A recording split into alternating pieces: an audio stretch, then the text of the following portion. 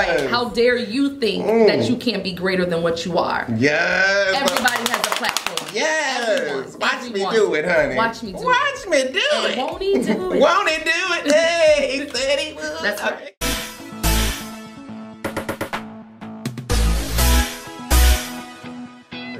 Hey beautiful people, it's Success Mentor Dante J. Worth, and I'm back with another video right here on Audacious Believer TV! Now, if this is your first time tuning in, I need you to make sure you hit that subscribe button down below.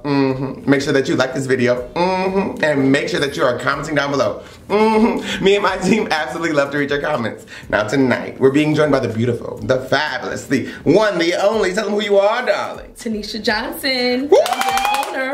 Beyond this moment. Yes, honey. Throw them titles out there, honey.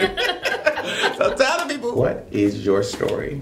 Wow. Yes. My story. So my story begins in New York City. I'm originally from New York, born and raised in the Bronx. Yes. You know, that's where hip hop started. Yes.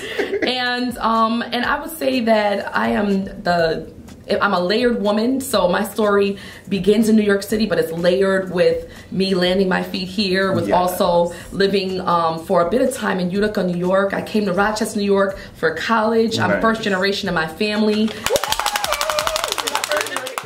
Shout out to my mom. Hey, mommy. Yes. And, you know, I think my story really is layered like every woman, and part of what makes me who I am is my journey. So I was a young teen mom. I'm author, co-author in a collaborative book, Journey of a Teenage Mother. You had our girl, my sister in Christ, my sister, who brought 15 of us incredible women together, and 2 sons who wrote about their stories as men, as children of teenage moms. Yes. And so it's that part of my story, and in that story, The Journey of a Teenage Mother, I also talk about how I got there, how I got to a place where I was feeling inadequate, colorism that I struggled with in my family, and how that got into my self-esteem to the point where I found myself as 11, 12-year-old, you know, not wanting to exist anymore. Wow. And so, it's by God's grace that, you know, he saw bigger than me, greater in me, and I'm so grateful. And so my story continues. I always say her story continues. We're in Women's Her Story Month. I know they say History Month, but it's Women Her Story. Yes. And I'm just continuing to create history. First in my family to, you know, graduate from college, own my home, the ability to change the trajectory of what happens in my family. I'm grateful for, you know, my ancestors and my grandparents and, you know, challenges that we've had in our family that, you know, I'm able to contribute in some way and continue that legacy. So I am wife and mother. My husband, Corey Johnson, we are a purpose-driven covenant. Purpose-driven covenant, honey. We're not just married, we're a purpose-driven covenant. We're in covenant with each other. And we're in covenant with our, you know, God our Father. And and we have 5 incredible children. So we work, live, play, pray, and serve in Rochester, New York. Come on, I need a t-shirt. And so we're co-founders of Love Marriage Ministry. So we work with couples that are looking to stay connected with each other throughout marriage. This is a really, it's a radical, incredible roller coaster, but a phenomenal journey. And so we help couples work through whatever they're working through in their marriage, and then we call ourselves a purpose-driven family. We serve together in Rochester, and we just, you know, for me, my story is a woman that wants to make sure in every space that I'm in that I connect with people and they feel empowered. Better than when they first encountered me. That's, you know, that's in me, that the Christ that's in me is called to ensuring that those I interact with witnesses who Christ is through who he's called me to be, who he's made me. And I mean, I think that's what the big circle of life is. It's not for our glory, it's for the glory of God and for the kingdom. So when we're talking about authentic self, what does it mean to be authentic in your own opinion?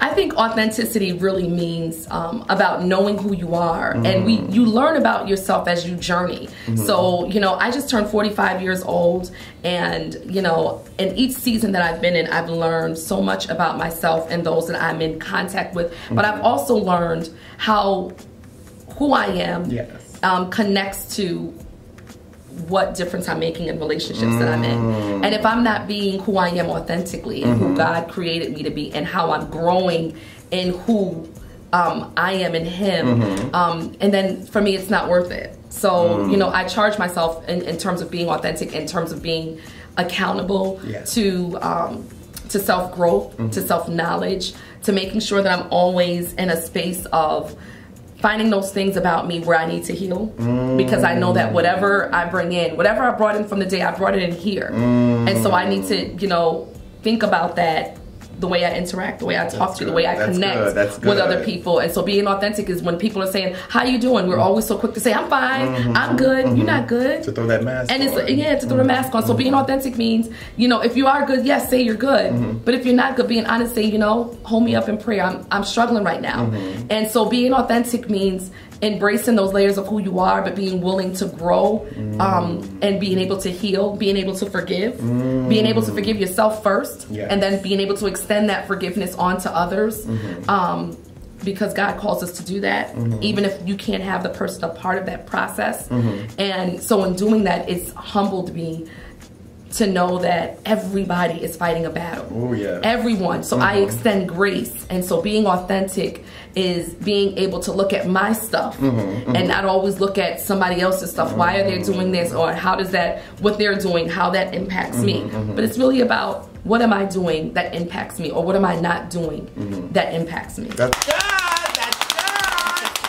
You know that in the law of duality, if there's up, there's down, there's left, there's right. And if there's good, there's bad. To be authentic, what's the opposite of inauthentic? How do you recognize that?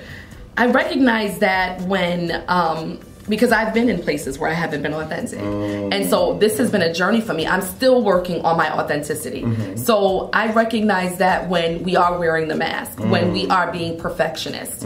As I'm planning this conference, I've had to really make sure that I'm staying authentic in the process, that I'm not doing this for another reason except for the vision, which is not my vision, but God's vision, and that I'm being used as a vessel to share that out. And so that I stay humble and grounded in that.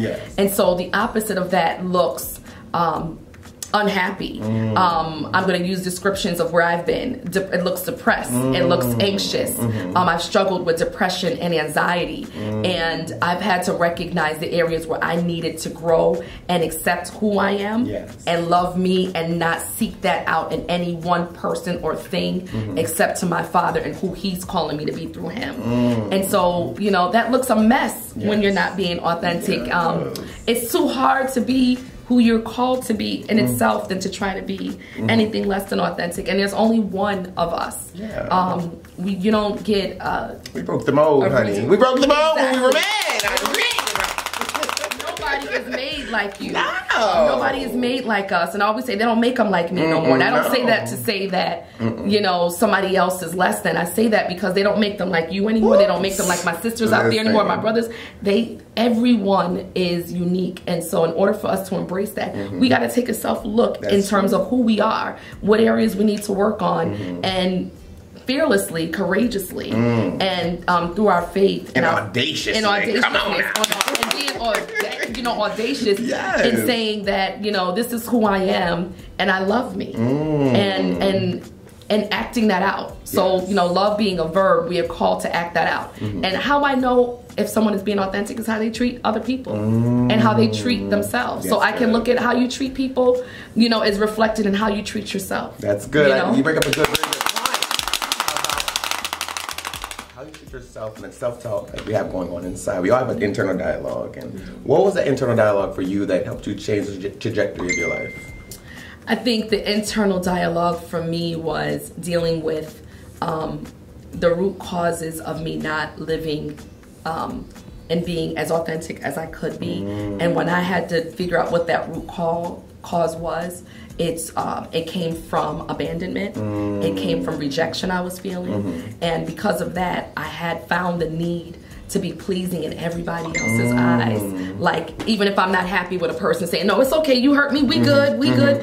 And just tucking it and tucking it and tucking it until I had a moment that was almost like a break and saying that I don't feel loved. I don't feel supported in who I am. I don't feel that I'm loving on myself. But I really had to lay it at the altar, bring it before God, keep my heart pillared towards Christ, and really say, you know, what do I do about this feeling of abandonment? Like, where does my rejection come from? Why do I get easily offended?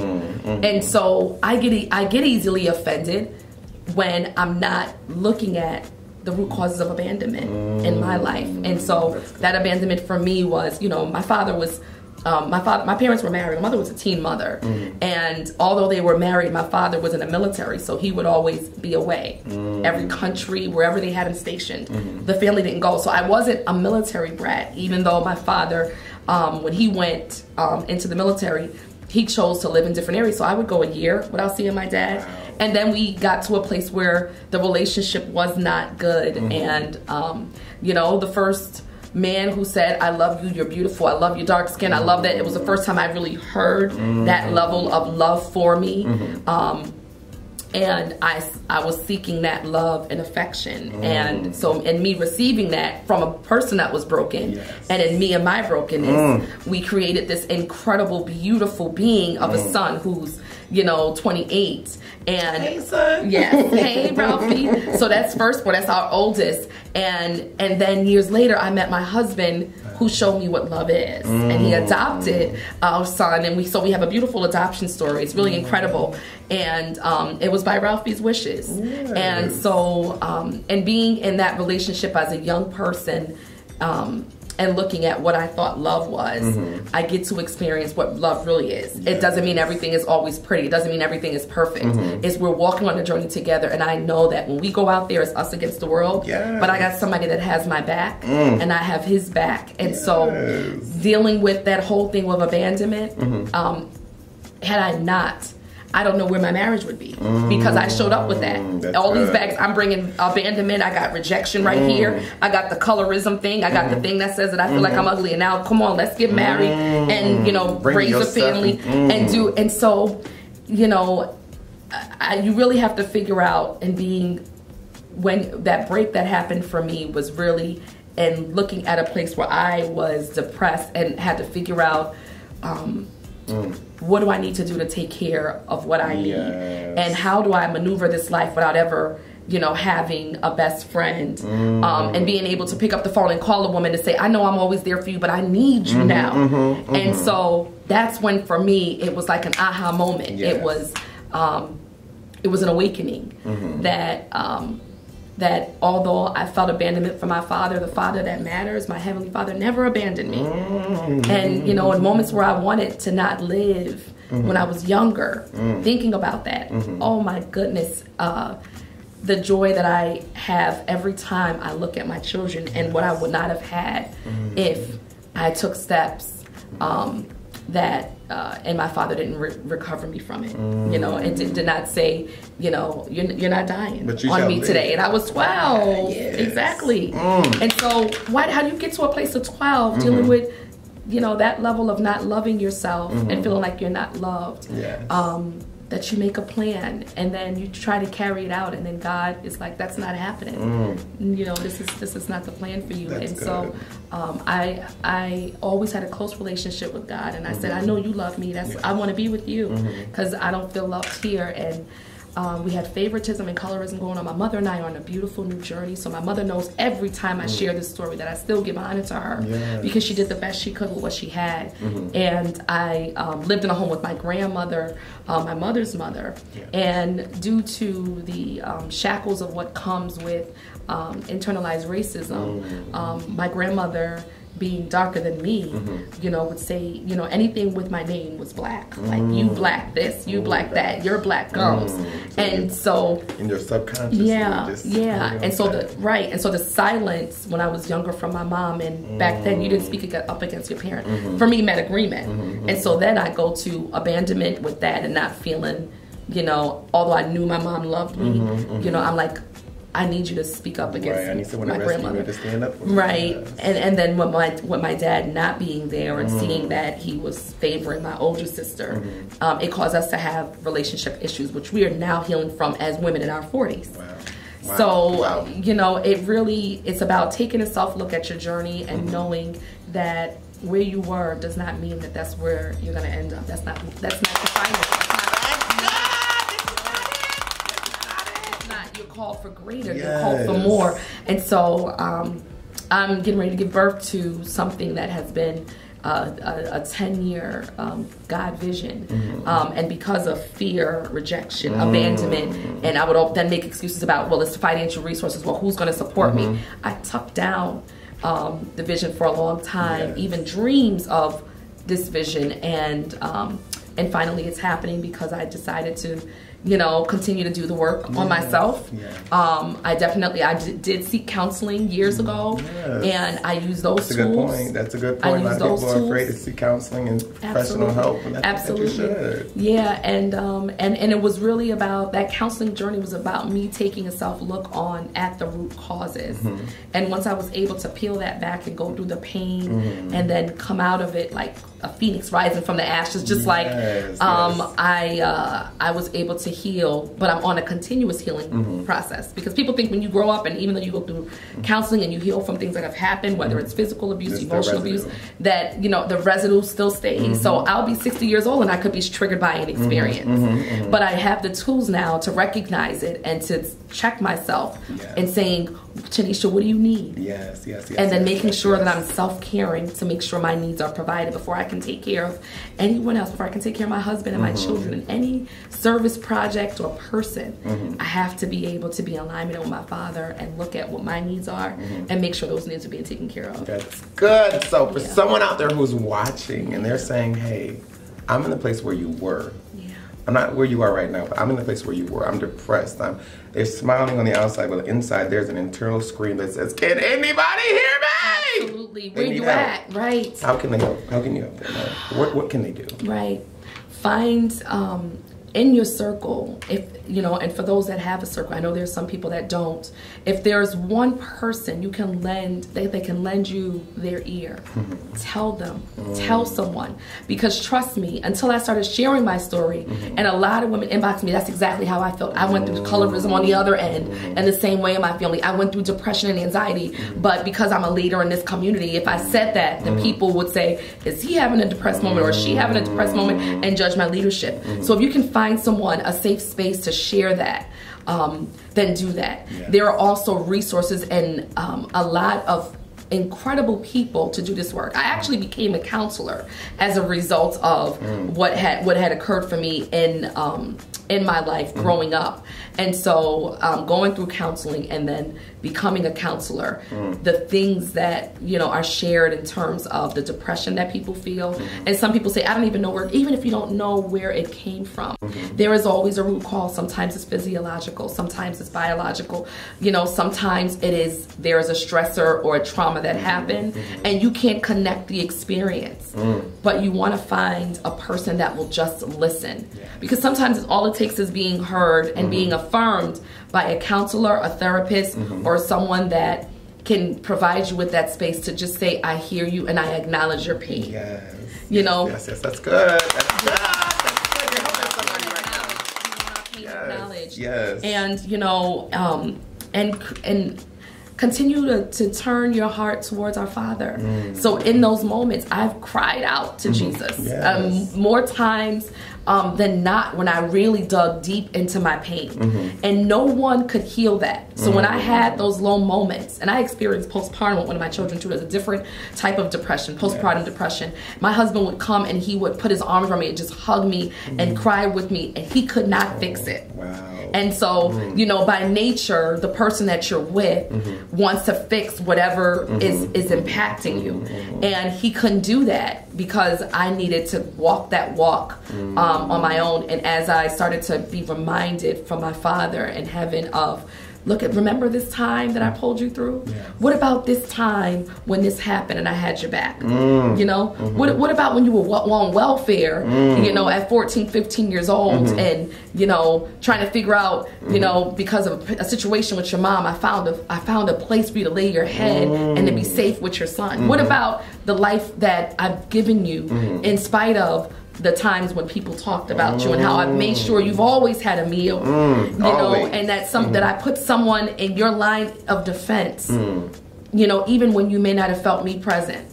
And so if we're able to go to that for those people that are struggling, just look at the times when you've held on and you've been able to get over. But if you're in that space, especially if you feel like you may be needing to be in a treatment phase, let me tell you this, everybody has mental health. Yes, everybody's a form of trauma. Everyone is struggling with some form of trauma. Even if you came from a perfect house, I've worked with people who said everything in my life was so perfect that now I'm entering into a world on my own and I don't know what to deal with that because I've always had somebody having my back and now I'm on my own. But when we speak to mental health, we're speaking to whether or not your mental health is in a good place or maybe it's not in a good place. So everyone has mental health. It's whether or not you need to seek out additional resources to get support around what it is that you may be experiencing. That's good. That's good.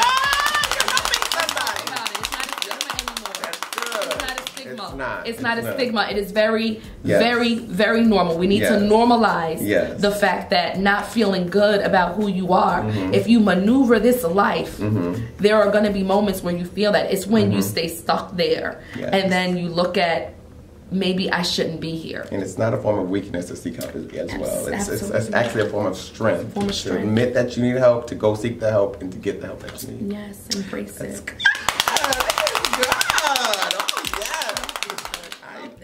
Are you ready for rapid fire questions? Yes. Yes, you are. Yes, favorite book. My favorite book right now, oh my goodness, what a great question. Rapid fire. Michelle Obama.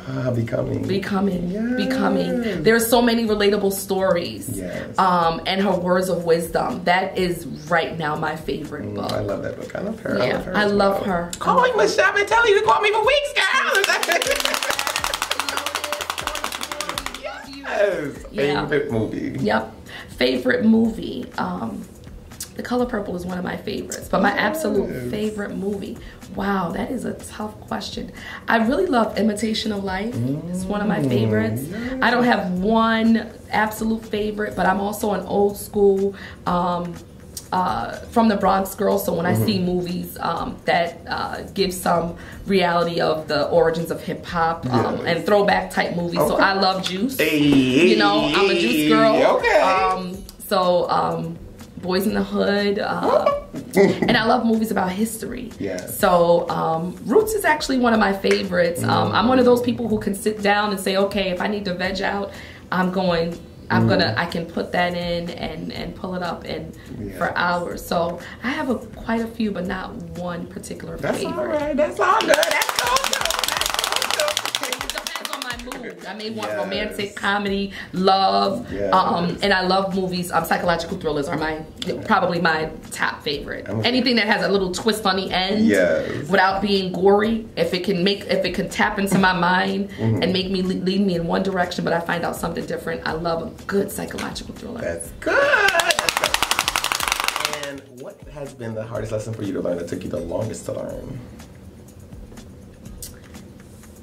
That validation can't come from anyone on this earth except me and from God. And I say that because I was the child that always wanted to do everything right. And I had areas of forgiveness that I didn't heal from in forgiving myself that literally led me to shelving visions and dreams because I didn't believe in myself. And I was waiting for everyone else to do the pouring in. When somebody says it's right, that's when I'll do it. Validation. That whole thing about validation and self-love has probably been my toughest toughest lesson, but also one of the most beautiful lessons as I'm growing into loving my beautiful chocolate skin. Yes! Come on, Melanie! that melanin. It's beautiful. Yes. And so that was, that has been a tough lesson. And then, dealing with the sting of rejection. Oh, that's good. That's good. But you're still going. You're doing the work. I love it. To be audacious means to be bold, fierce, standing in the courage of your convictions, being able to say it the way you mean it. Yes. And you can say whatever you mean to someone with love. To be audacious means to say, you know what, I have this vision that's big, but you know what, I'm going to make it even bigger. Even when someone says, there's no way you can do that. When you're audacious, you are basically saying, not only am I going to do that, but I'm going to call that vision to a higher place and make it even greater. Because I'm that audacious. I'm getting like the nerve, right? How dare you think that you can't be greater than what you are? Yes. Everybody has a platform. Yes. Watch me do it, honey. Watch me do it. Won't he do it? Won't he do it? Hey, he said he would. That's right. That's right. I love it. Okay, so tell people how they can find you online, how they can support you, what you got coming up. Yes, so what I have coming up is the Beyond This Moment Authentic Sisterhood Conference. It is coming up this Saturday, March 30th, where we are making her story during Women's History Month here in Rochester, New York. And right now we're expecting about 250 women. I'm so excited. Come on! Yes, I have a Beyond This Moment page. So I am a life coach. Beyond This Moment is my life coach and business consulting practice. And every year, this is the first year, the focus will be on something different as it relates to women. And so this is related to authentic sisterhood, because I believe that we need to look at ourselves individually and work through those things we need to work on, so that collectively we can continue to change our corners of the world, and supporting each other, supporting our visions, and then pulling out those things in each other that make this circle of life thing, even greater than what it is. There's a lot of bad stuff happening, but let me tell you, for every bad thing, there's about 1,000 or more miracles taking place. And so this here is about healing. It's about the opening and the beginning of a new journey. We're honoring 12 incredible women from the community that are doing some trailblazing historical things, and women that you may not think that, like, oh, how are they getting an award? I didn't know they did that. Because these are women that are humble, and a lot of them like to say, I see you. I see you, girl. This is about seeing you and acknowledging you. So I can be found on Beyond This Moment Coach is my Facebook page. My website is beyondthismoment.com. And then you can register for the conference at beyondthismoment.splashthat.com. beyondthismoment.splashthat.com. We are still taking registrations. Every woman will walk away with a letter from another woman affirming her, breathing life into her, so that when she leaves and months down the line, she wants to know, that she was loved and supported. She can, go back to that letter and say, I had someone thinking about me on this special weekend. I showed up at the authentic Beyond This Woman Conference. 2019. Authentic Sisterhood. 2020 is going to be Superwoman Syndrome. Ooh, she has vision for the future. Absolutely. Like that, honey. So we're ready. Until next time, remember that life is meant to be enjoyed and not just endured. But stay tuned for a special message from me to you. Bye. Hey, Rochester Success Mentor Dante J. Worth, and I'm inviting you to join me on Saturday, April 27th in Rochester, New York for the 2019 Audacious Believers Women's Conference. Woo! This year is gonna be bigger than ever, and I wanna see you there. I can't wait to see you, take selfies with you, and get to know you more as we learn how to go from being inspired to being empowered. If you're frustrated with your 9 to 5, going in and out on that hamster wheel, if you are a woman who has dreams, goals, and aspirations, this is the event that you need to be at. And you can come get your clappers. Come have fun and meet others who are looking for the next steps to go from where they are to where they want to be. Join us on Saturday, April 27th in Rochester, New York for the Audacious Believers Ultimate Women's Conference! Woo! Log on to DanteWorth.com/conference and secure your spot today.